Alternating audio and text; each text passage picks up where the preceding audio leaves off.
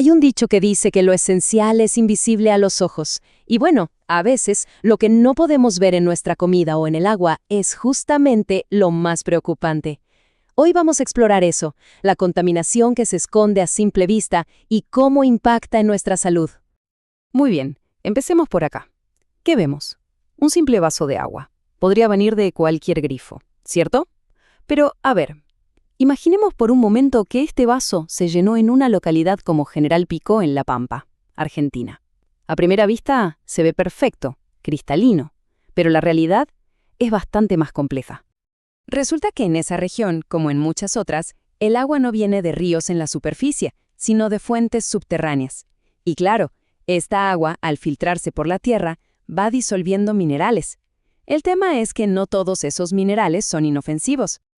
Y aquí es donde la cosa se pone seria. El agua que llega a las casas en estas zonas muchas veces contiene arsénico.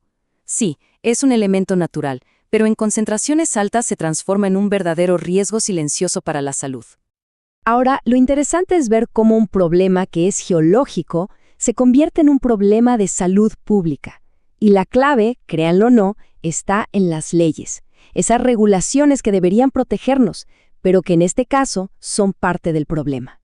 Pasa que la ley provincial que define qué es agua potable, la Ley 1027, es viejísima. Quedó completamente desactualizada. Sus parámetros, su marco legal, ya no tienen nada que ver con la ciencia actual. ¿Y cuál es la consecuencia de tener una ley así tan anticuada? Que los límites que pone son peligrosamente altos. O sea, permite concentraciones de arsénico que superan por mucho, pero por mucho, lo que cualquier organismo de salud en el mundo consideraría seguro. Miren este número, es brutal.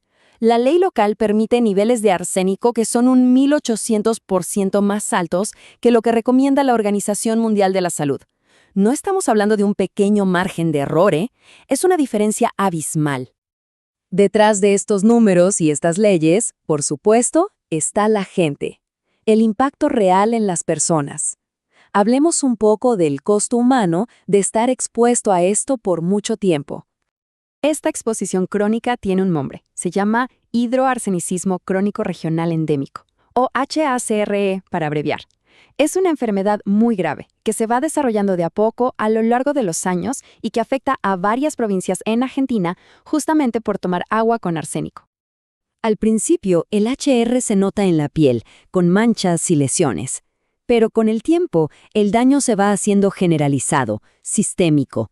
Ataca órganos vitales, el corazón, los pulmones, el hígado, los riñones, un desastre silencioso. Y una aclaración rápida, que es importante. No todo el arsénico es igual. Están las formas inorgánicas, que son las que se encuentran en el agua, y esas son muchísimo más tóxicas que las formas orgánicas. Bien, ahora vamos a ampliar un poco la mirada, porque el arsénico en el agua es un ejemplo clarísimo, pero es solo una pieza de un rompecabezas mucho más grande, el de la contaminación ambiental que termina llegando a nuestra comida. Como bien dicen los expertos, los contaminantes del aire y del agua no es que desaparecen por arte de magia, se van acumulando en las plantas, en los animales y al final de la cadena, en nuestro cuerpo. Y ahí es cuando pueden empezar los problemas, desde intolerancias hasta enfermedades más serias. Y el arsénico, como decíamos, es solo uno de los problemáticos. La lista es larga, Incluye otros metales pesados como el mercurio, el plomo, el cadmio, y ni hablar de los pesticidas y otros químicos que vienen de la industria y del campo. El camino que siguen estos contaminantes es casi como un efecto dominó. Empieza en las industrias, en el humo de los autos, de ahí contamina el aire y el agua. Las plantas absorben todo eso, los animales se comen esas plantas y al final todo termina en el plato de comida. Es una cadena muy directa. Todo esto nos lleva a la pregunta del millón. Si el problema es tan grande, tan sistémico, ¿qué se puede hacer desde nuestro lugar? Aunque controlar todo es casi imposible, sí existen algunas opciones que pueden hacer una diferencia a nivel personal.